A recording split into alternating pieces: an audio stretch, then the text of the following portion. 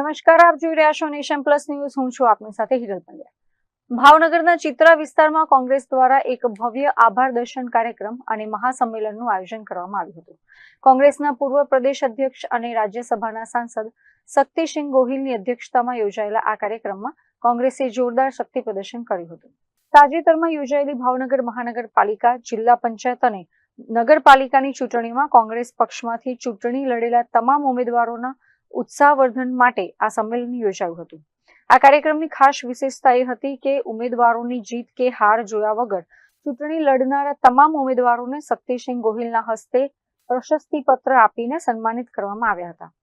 આભાર દર્શનના આ કાર્યક્રમથી કોંગ્રેસે આગામી વર્ષ 2027ની વિધાનસભા ચૂંટણીની તૈયારીઓના પણ શ્રી ગણેશ કરી દીધા છે.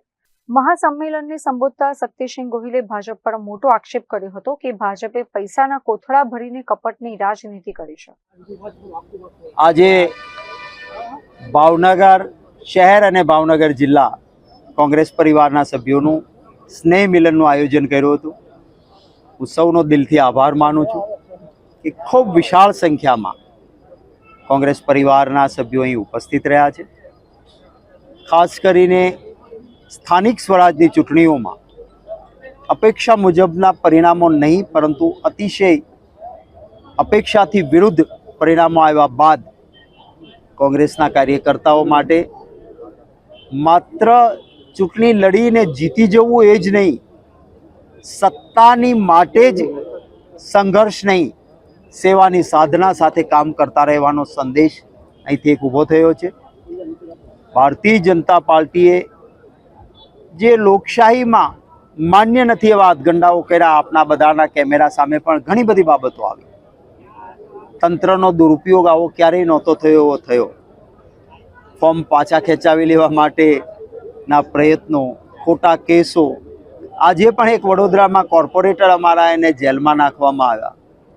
ખેર, આવા અત્યાચારો કે આવા પ્રકારની પદ્ધતિથી ઇતિહાસ સાક્ષી છે.